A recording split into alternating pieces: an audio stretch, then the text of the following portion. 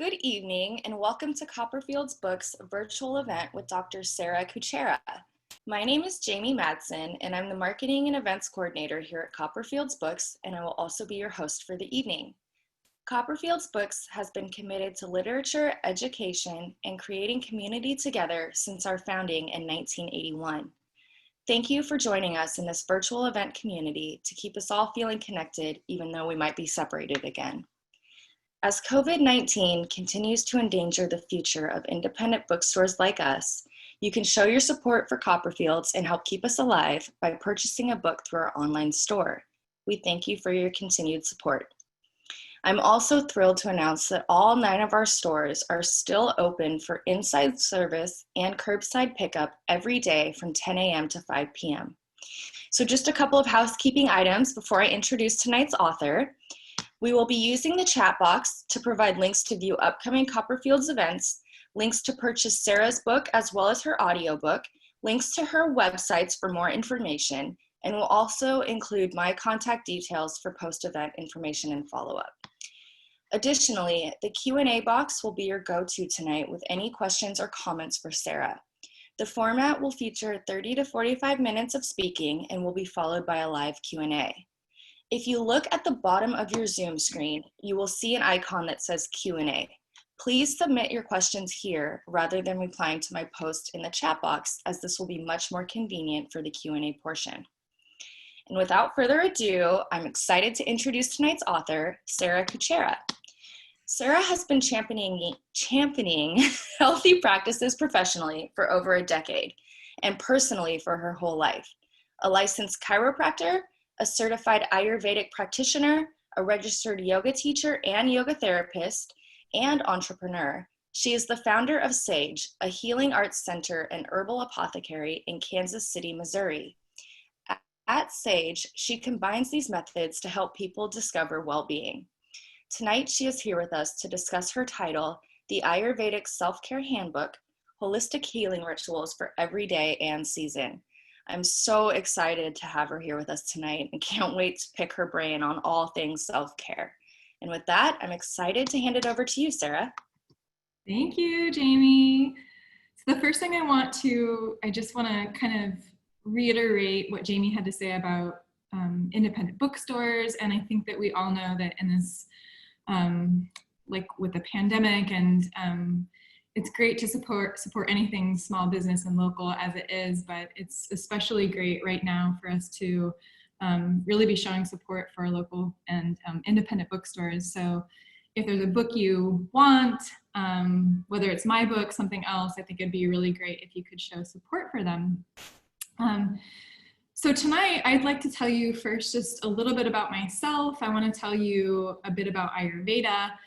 And if you've been with me before, some of you are joining me and we've met before, or you've been in another discussion that we've had, you know that I could talk forever about Ayurveda. So I'm going to limit my discussion a bit, but I'd love to give you an overview of what Ayurveda is about, and especially why Ayurveda can be important to you right now, both in terms of the modern time, and then additionally in this time of being in a pandemic and being at home and your routines being disrupted and so forth. And of course, I'd love to tell you a little bit more about my book and why I wrote it. And I especially would like to answer any questions that you have. So the first thing I'll talk about is just a little bit about me. As Jamie mentioned, I am a chiropractor, I'm a yoga teacher, I'm an Ayurvedic practitioner.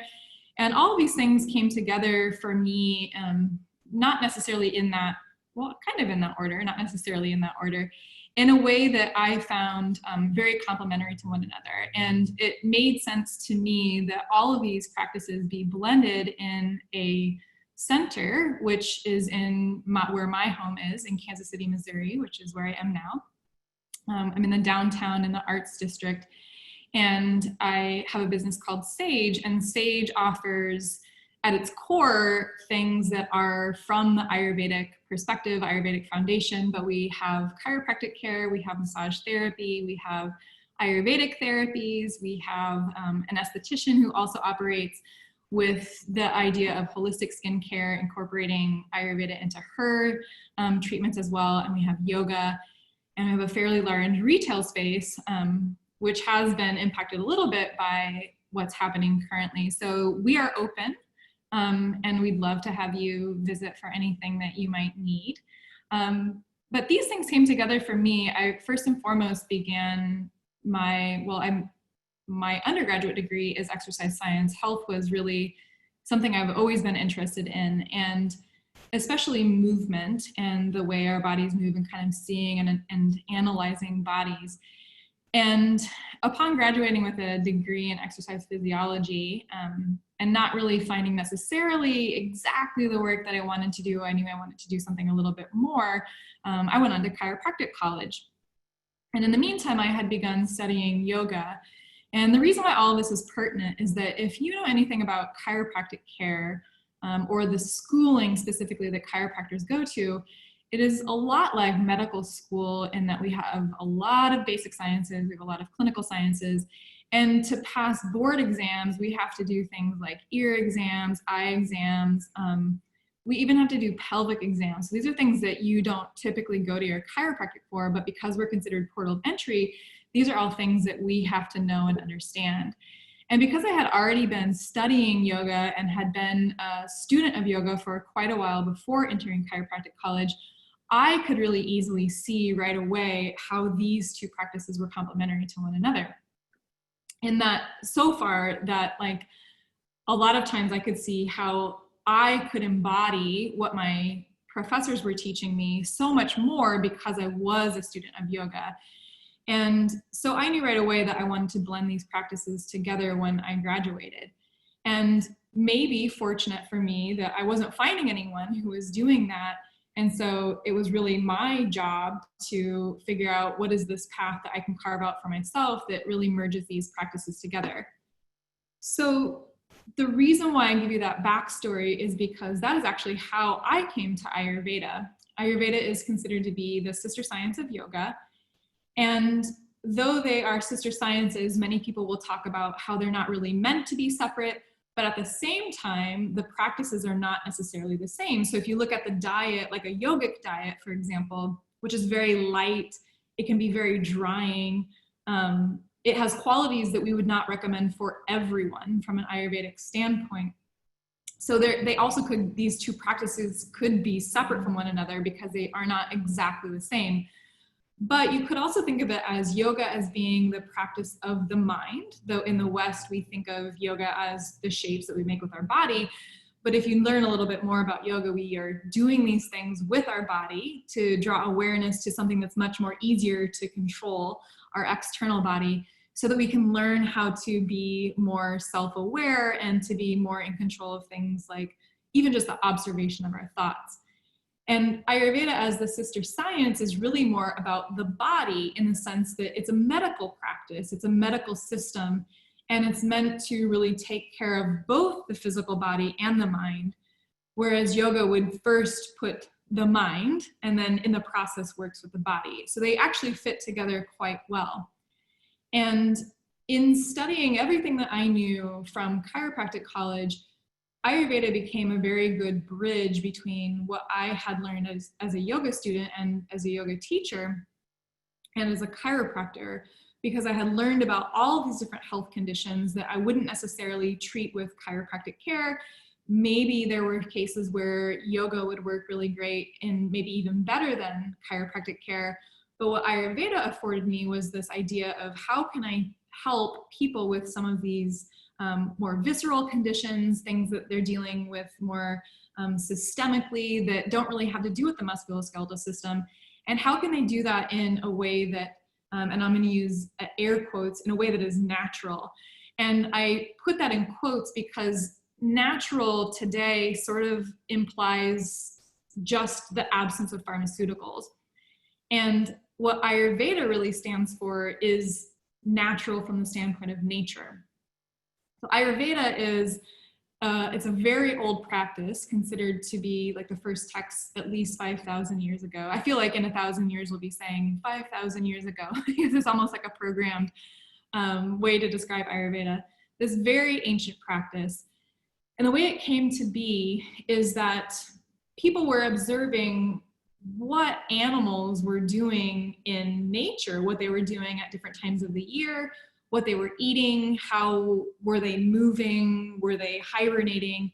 And they basically thought, like the animals are doing these things, we should probably be paying a little bit more attention to what it is that we should be doing too.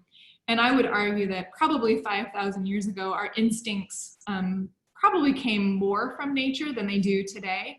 And in fact, I've mentioned this before in different discussions that this is something that I feel like we've lost. We've really lost what nature can give us in terms of our instincts. And that I remember speaking with someone who had come in for an appointment, and just as like the small talk chit chat that you'd have before you begin, or talking about the weather. And this man said that, he was going to go for a walk with his wife, but the weather app said that it was going to be clear, and they looked outside and it looked like it was going to storm. But because the app said that it wasn't going to rain, they went out on their walk and they ended up in a downpour.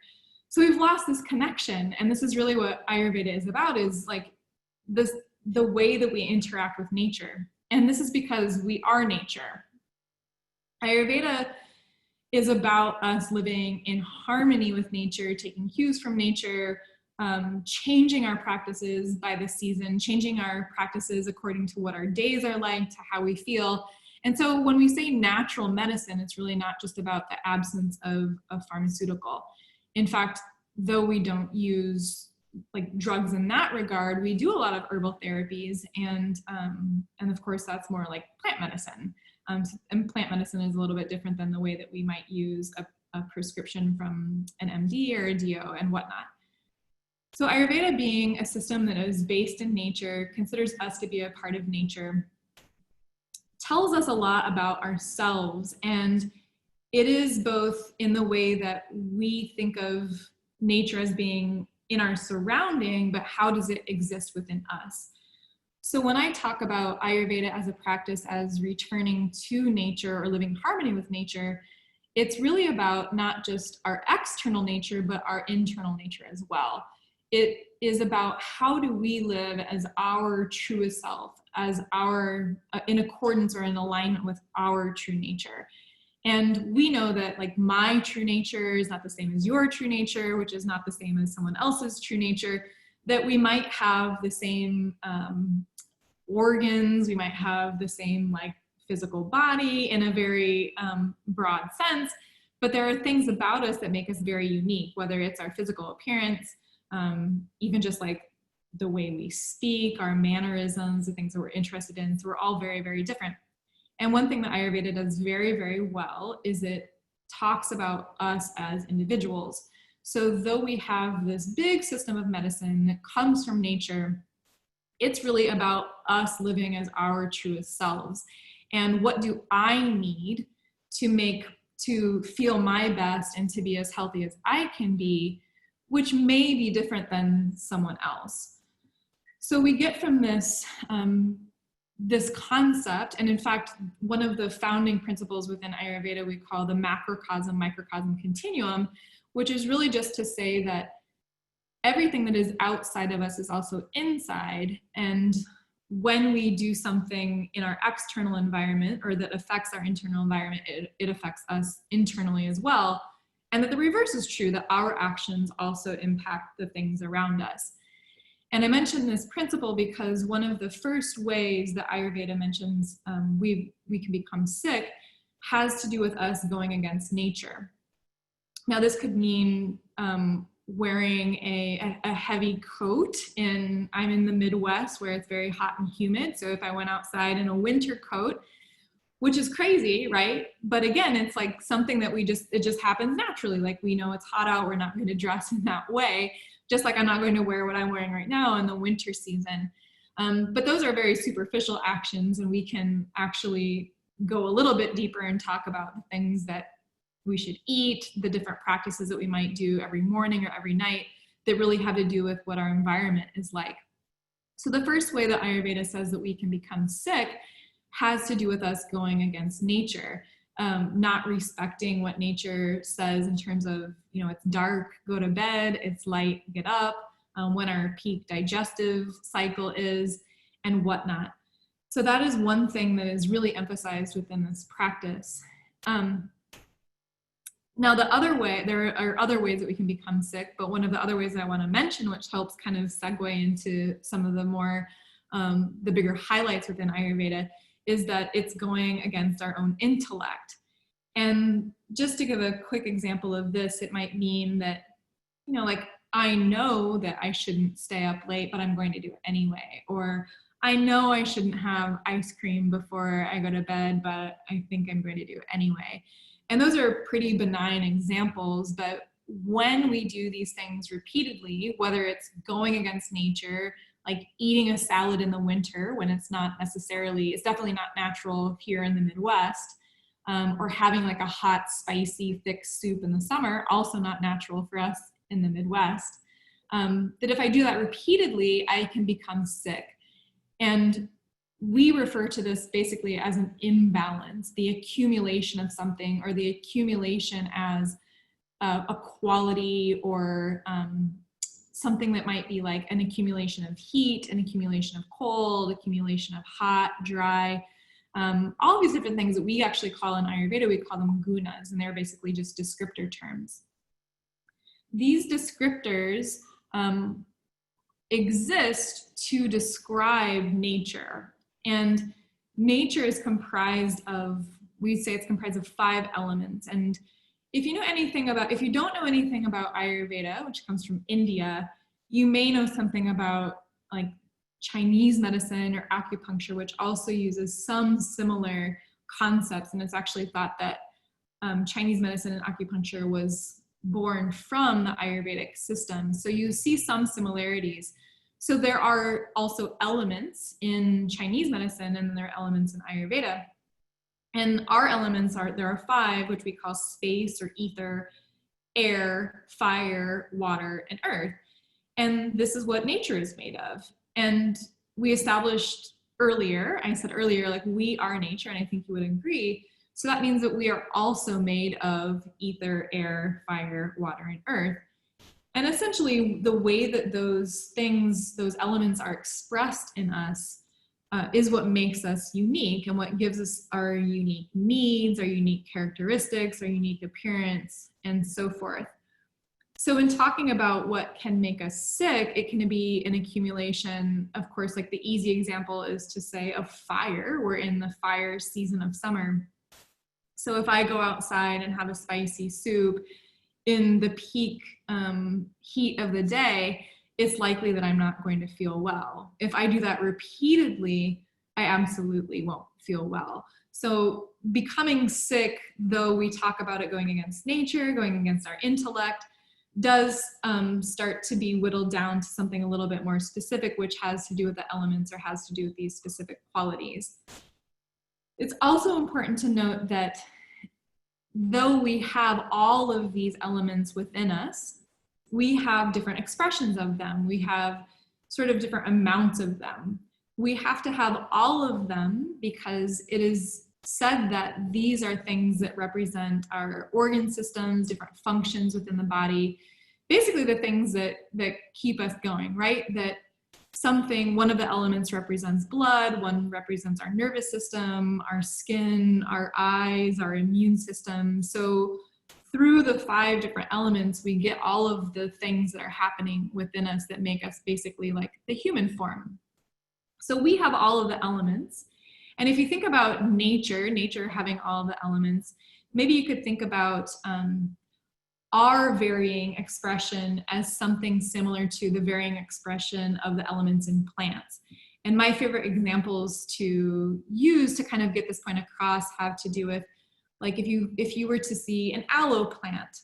So an aloe being a succulent, they're a little easier to care for, right? If you don't have as much of a green thumb, because you don't have to water them as much.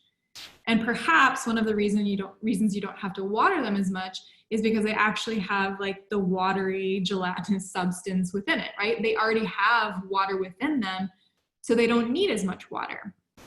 Now, if you contrast this to, say, like a maple tree, which is bigger, it takes up more space, it has a lot more of an earthy quality because it's further into the earth. It's a little heartier.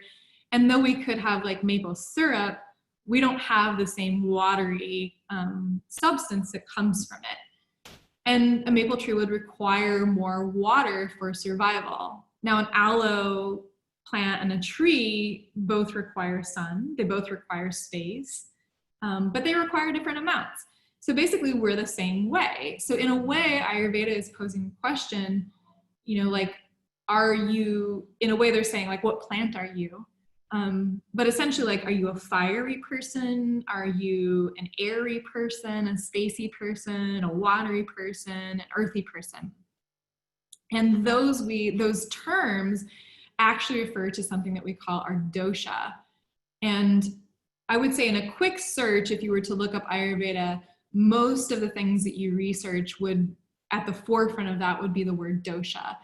And the reason why is because many of our practices that we do are based off of our dosha, or we could also use that word interchangeably with the word constitution, or our inherent constitution.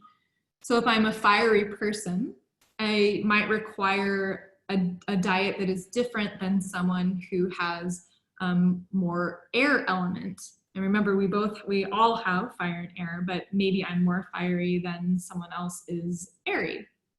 And it makes sense, right? Like if I have, just like the plant, if the plant has more water, it may not need as much water from external sources to survive, or to really keep its appearance and qualities and its sort of vitality for life the same.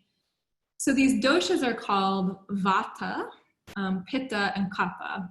And these also, as I said, represent the elements. So the doshas sort of are given to us in a way that is meant to say, these are what the elements are like in the human biological form. So kind of a buzz topic would be like, what's your dosha? What's your constitution? And the reason why that's interesting to us, aside just from it saying like, maybe you should have a certain diet, is really that it talks a lot about our mental, emotional characteristics the same. So in a way, it's kind of like a personality test.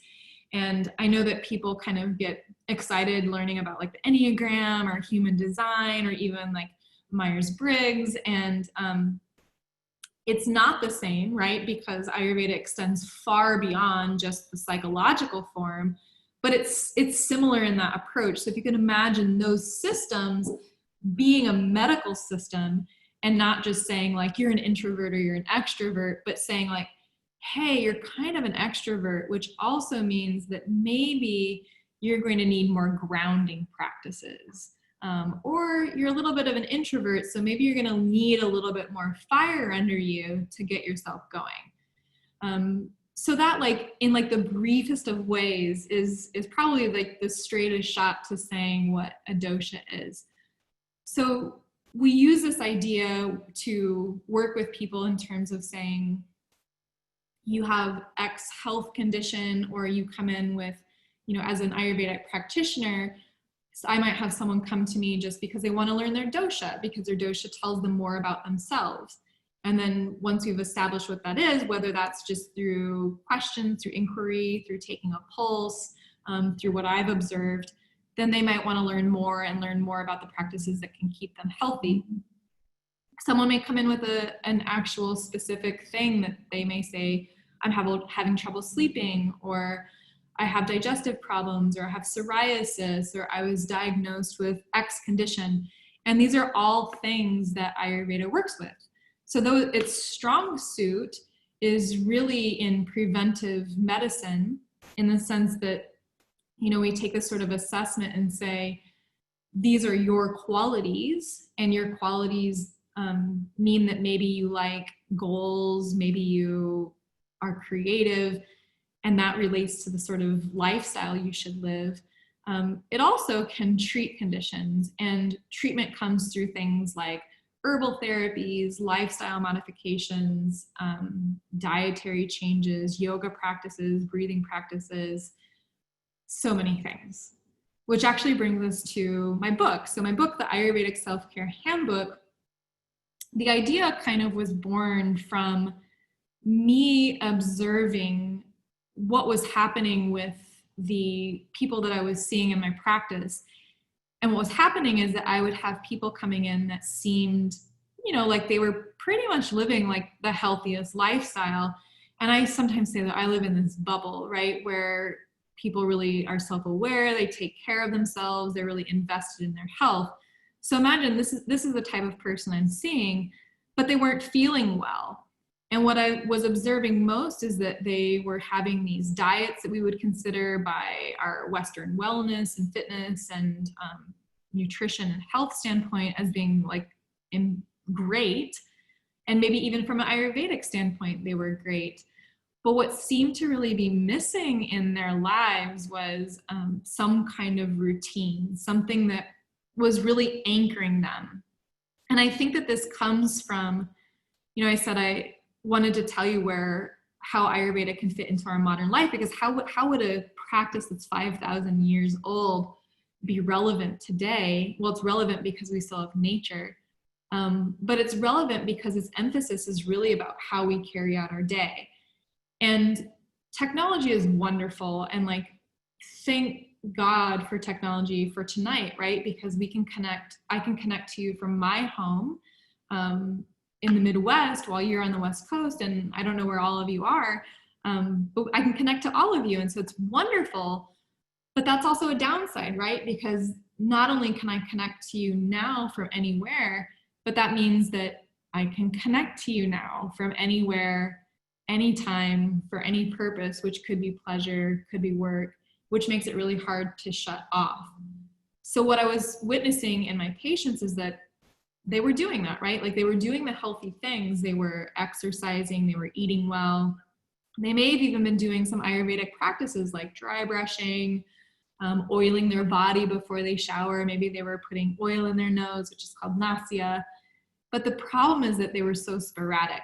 They had no anchors. They were going to bed at varying times. They were waking up at varying times. Their eating schedules were off.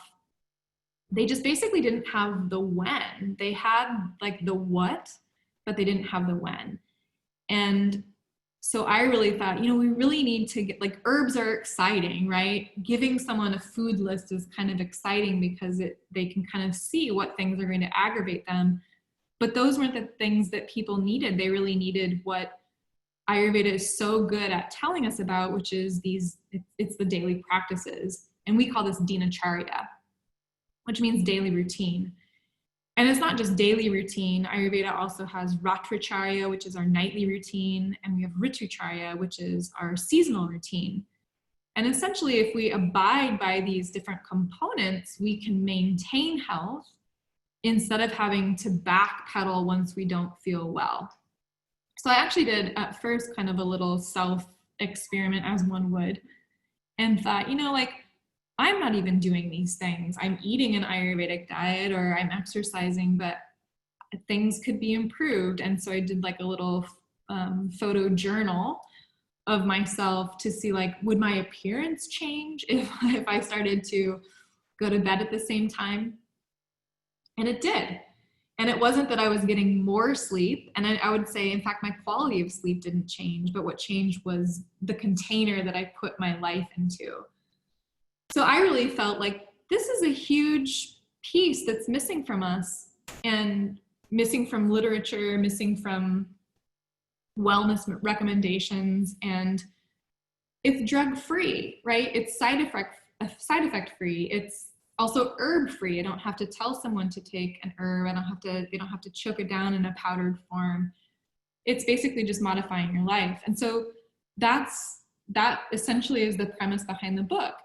And something that you'll learn if you're reading, or you've read, or you're interested in reading, is that some of those things actually also align with circadian rhythms. And circadian medicine became a little bit more well-known, I would say, within like the last 4-ish years, especially because a Nobel Prize was awarded to someone who had discovered a clock gene, basically saying the same thing that Ayurveda said so many years ago, that it's not just about getting 8 hours of sleep. It's like the time frame with which you have the sleep. It's not just about eating kale or avocados or, whatever the trend food is at the time.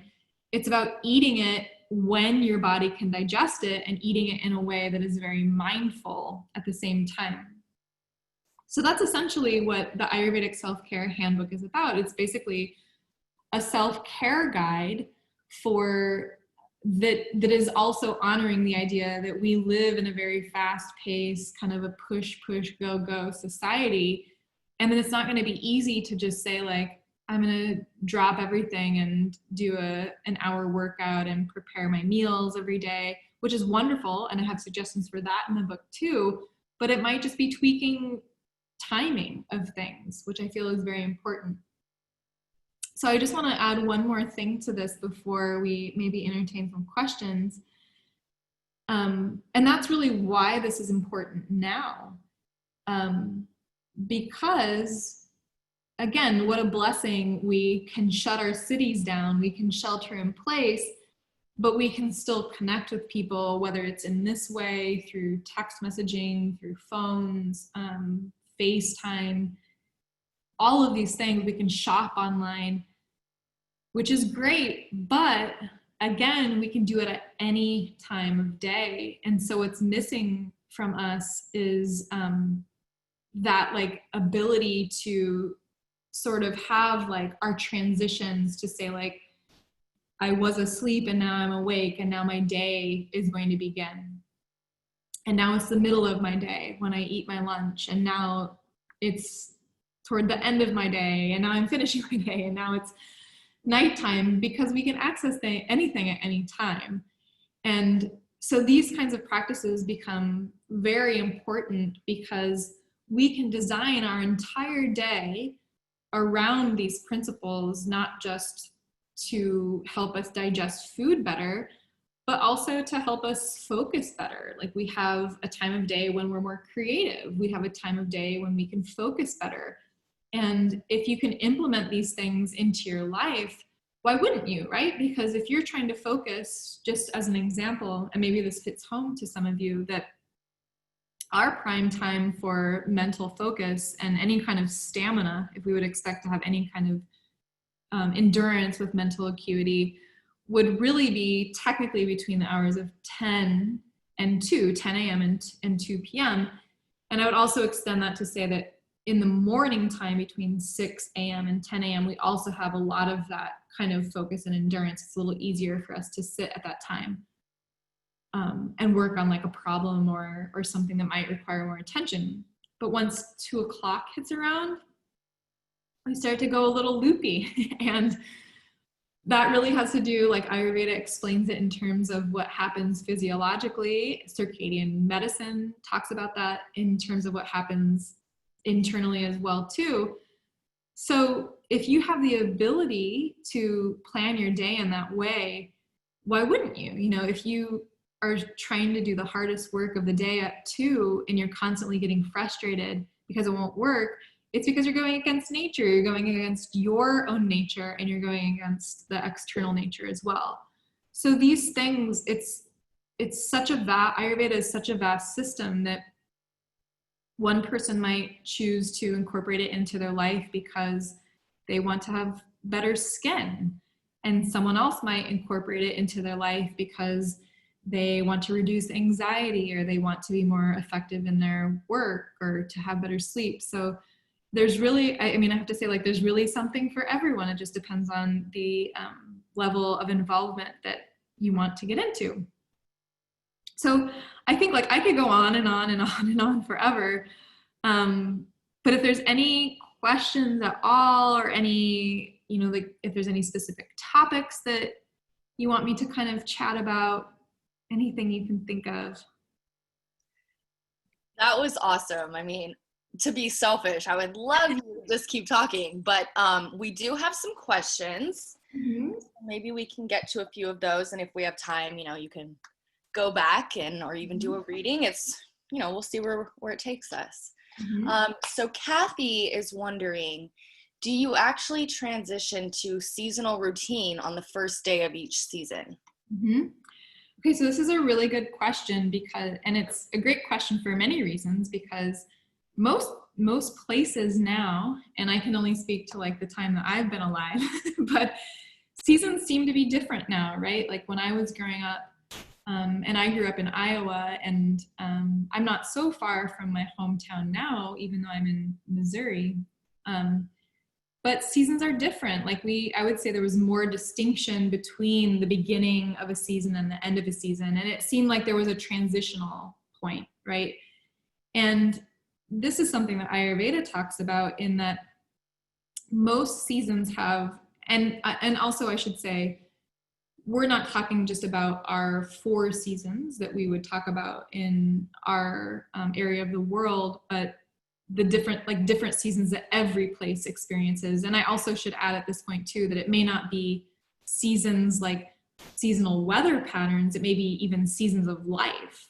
I usually use the example of like a tax accountant, right? Like tax season is very different for a tax accountant than it is for, someone else, or what a tax accountant's life is like after April.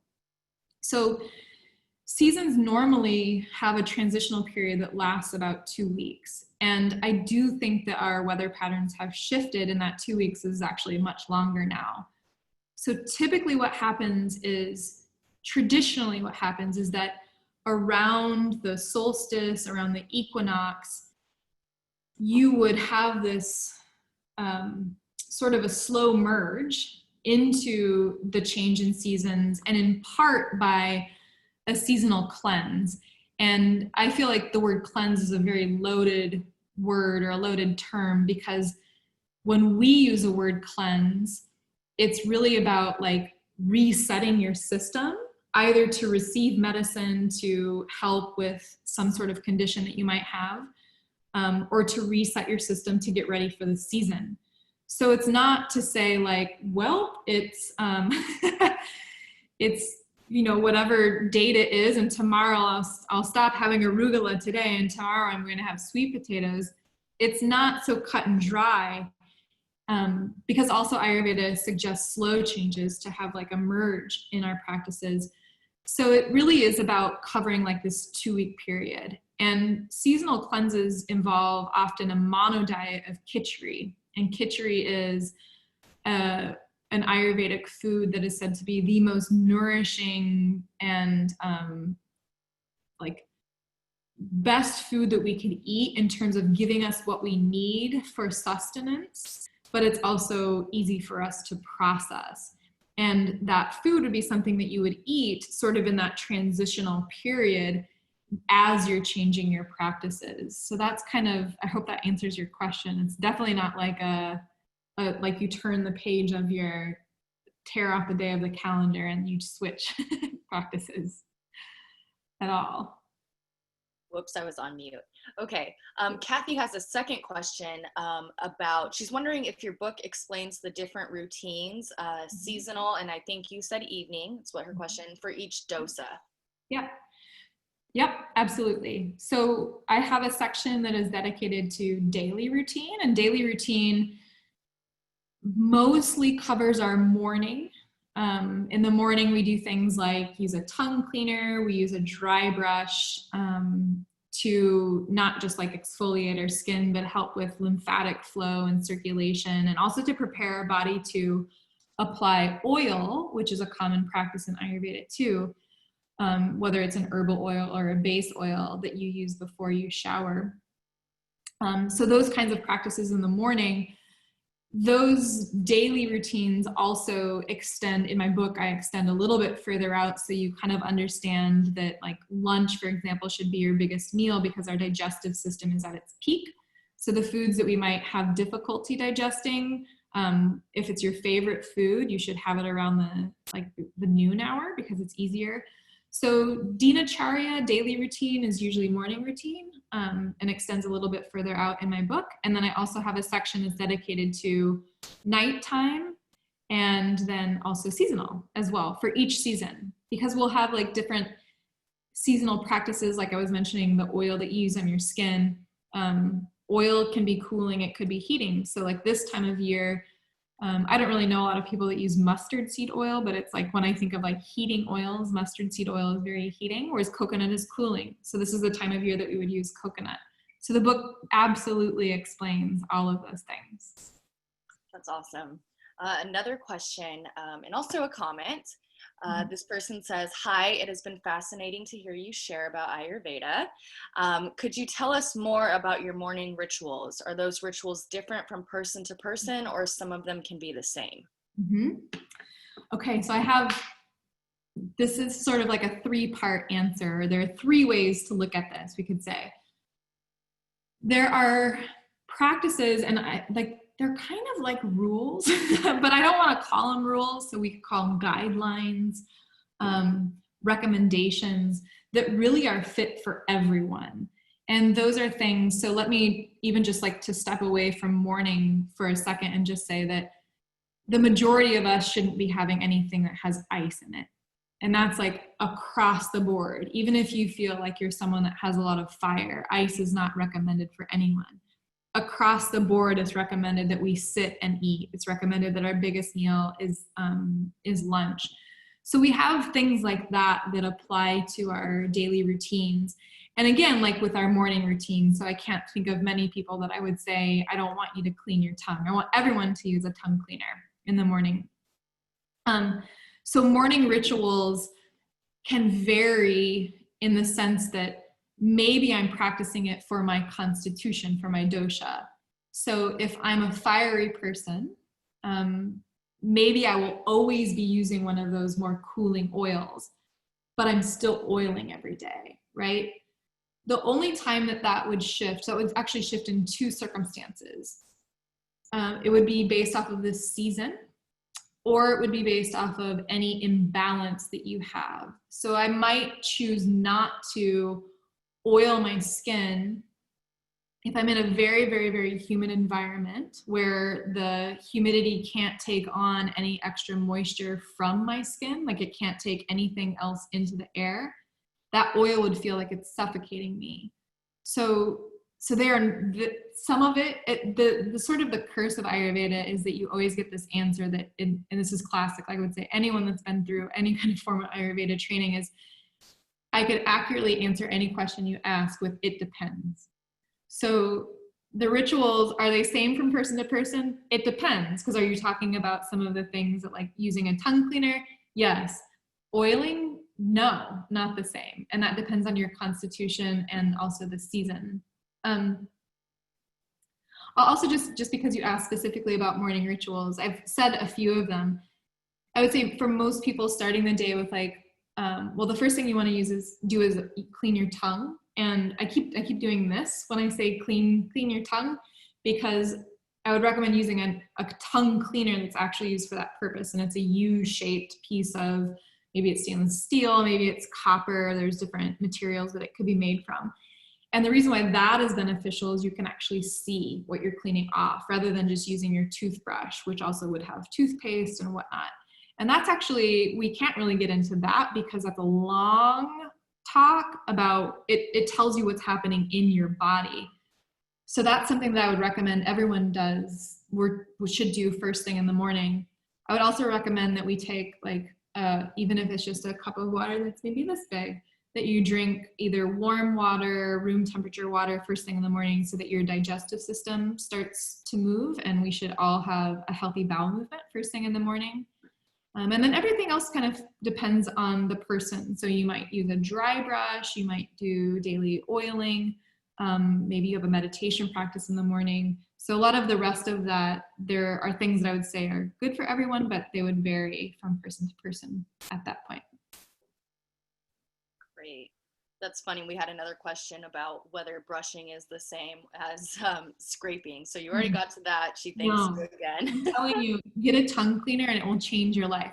And not all tongue cleaners were created equal, because there's like, every now and then you'll get one that's kind of narrow and it's still rounded, but it's like more like a V. You want the U shape. Got it. Or they have those plastic ones that just have like the tongs on the back. Okay. No, got it. I mean, better than nothing, right? But yeah, that's true.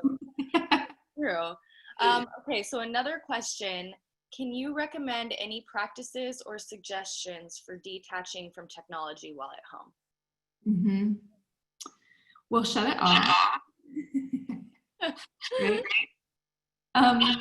So one thing that I have recommended, and when we first went to shelter in place, I knew that something that people would need immediately would be to figure out how they can reorganize their day now that they're all working from home. And I remember this specifically mentioning this to them, that one of the best things that you can do is shut off notifications. Shut off like as I'm here talking to you, I don't have anything, even though I'm on my laptop and I know I'm getting emails. I have one tab open, right? And it's you all. I don't have something alerting me every single time a message comes in. And so many things do that, right? It's not just our computers, it's our phones. It's like, even like I have a new dishwasher, or it's not even that new anymore, but I rent, right? So I have this dishwasher that they put in, and they didn't give me the directions, and the darn thing plays music every time it finishes. And I'm like, how do you shut that off, right? Even things like that, just like anything that is extra stimuli, see if you can shut it down, right? And that's like the first step. The next thing would really be to create some kind of pattern around when you use technology. So I again think back to this workshop that I had taught right away. And because one of the things that I remember then thinking, yes, this is a great idea, is that I said, you can't always reply to email, right? We used to have phones and landlines and answering machines, because if you weren't at home, you wouldn't answer. So I would treat it like that. Like, if you wouldn't have been available, make yourself unavailable. If you can't accurately and thoughtfully reply to email, don't check it. Because if you're checking your messages and you can't reply to it, it's sitting with you. Even if you read it, right? If you can't take care of it. So part of it is just like shutting down some of the things that infiltrate your life, but then create, like, you don't have to get rid of it entirely, but can you create practices that sort of surround it instead, is what I would recommend. Gosh, that's a great recommendation. And I definitely suffer from that. I just leave my computer email open and like take inventory of what I have to get back to. It's no good. Yeah. Even like when you have, like you can, for like on your laptop or your desktop computer, you can have different desktops, right? So right. If you're working on a document, put that on a clean desktop where there's nothing else open. So maybe it's not about like shutting off technology entirely. It's about, what is your approach to technology? Another attendee, Jessica, just said, thanks. I'm telling my girlfriend that a doctor said we have to stop having notifications open. I might do it. Like you might have a little bit of withdrawal right away, because like it's kind of like a hit, right? Like someone messaged me, but how many times are you actually excited to get that message? Not that. Yeah, a lot of people are commenting, I just want to tell my boss that. I'll tell them. Give me their number.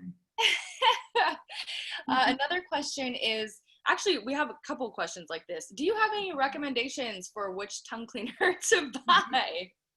I do. Okay. Yeah. Banyan Botanicals makes the best tongue cleaner. I think I have like 3 of them because I like to keep them in different places. And it's one of the reasons is the shape that I was talking about. So most of them will have like, they're in like the U shape. It's BANYAN. Yeah, that's okay. Just in case. You'd find it anyway, I'm sure I would correct it. But and it's made of stainless steel. And though I don't think that it would be detrimental to say like have everyone use copper, different metals are better for different people. And stainless steel is like an all across the board, good for all constitutions, good for everyone. So they have my favorite. They're one of my favorite companies, and I always think people probably think I work for them. I actually like sometimes blog for them, but it's not that kind of relationship, but theirs is great.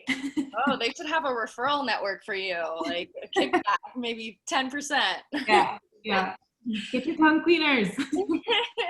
So we just have one last question here, and she's wondering, do doshas change or are they inherent from birth, and could practices be used with children?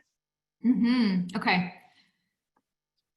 Doshas do not change. And this is very confusing to people. So people might say, I used to be competitive and now I'm not, or I used to be someone actually said this to me today. I used to be a perfectionist and now I'm not. And I was like, no, I'm still a perfectionist. It's just that she realized that for her, being a perfectionist wasn't like focusing on things being perfect all the time wasn't helpful, right? Because who can really be perfect? So there are two things when it comes to doshas. We always use the word dosha, which is partly something that can be confusing. So we're always talking about vata, pitta, kapha as our dosha. We have our inherent constitution, which is called our prakriti. And our prakriti was determined upon conception. So that is why you are not the same as your siblings, right? Like you might be similar, came from different, same places, but different circumstances. The health of your parents may have been different. The time of day you were conceived may be different. The place you were conceived, different. Their health, like all of those things were probably not exactly the same. And they will never, ever, ever, ever be the same again. So that is your inherent constitution. That's your, when I say dosha, that's usually what I'm talking about. If I were to be more specific, I would say prakriti. That's the Sanskrit word. Now, if I am like 90% fire, 5% air, and 5% earth, that would be what I would try to maintain as balance. So balance doesn't mean equal parts. Balance means I always maintain what I was from conception. So what people often suffer from is they're trying to find out their dosha, and what they actually end up figuring out is their imbalance. So your dosha doesn't change, but what changes is whether or not you are aligned with how you really are. And I would say and that's called your vikriti. So you have prakriti and vikriti. And vikriti is, I would say most of us are living in a state of at least a minor imbalance most of the time. Maybe not so major. And that imbalance, like if to use the example of being 90% fire, even if I'm 90% fire, I could still have an imbalance of any other element. And that's where I think it becomes a little bit confusing. And so the last part of that question was kids. Absolutely, right? We have different doshas that are like different stages of life can also be referred as different doshic stages. So like when we're children from 0 to puberty, that's the kapha time of life. That's when earth is expressed more, even if you're not an earthy person. And then from puberty to menopause or manopause is the fiery time, it's the pitta time. And then from then on, it's the vata time. So for sure, you can apply this to kids. There might be some things that you would modify, like you maybe wouldn't do all of the herbal supplements and things with kids, but 100% for kids too. Thank you so much. We're getting so much great feedback. All the attendees seem to be really thrilled. And what a thought-provoking and fascinating topic. I just really enjoyed you being here with us tonight. And I know it's late over there, so we don't want to take too much of your time. And before you say your last words, I just want to let everyone know who's asking. This is being recorded, and I will be sending up a follow-up email tomorrow that will include a link to this recording. It will also include links for where to purchase Sarah's books and also her website URLs for you to look into more information. So any last thoughts for us, Sarah, before we wrap up tonight? Actually, I think I'm going to give everyone a homework assignment. Good idea. So something that I think is really helpful for everyone that I think we miss out on a lot is we talked about seasonal transitions. But I think it's really helpful and a great mindfulness practice for us to pay attention to all of our transitions. So to really, like, as you're logging off tonight, just kind of go, okay, I'm going on from this, as I will, I'm going to go for a walk. So I'll say, great, had fun with Copperfields tonight, and now I'm going to transition to something else. And I think that that's something that you all can take with you as a very, like, portable form of self-care, free form of self-care too. That's so awesome. Thank you so much, Dr. Kucera. Thank you. And everyone be on the lookout for that email, and we hope to see you back very soon. Thank you. Have a good night. Thank you.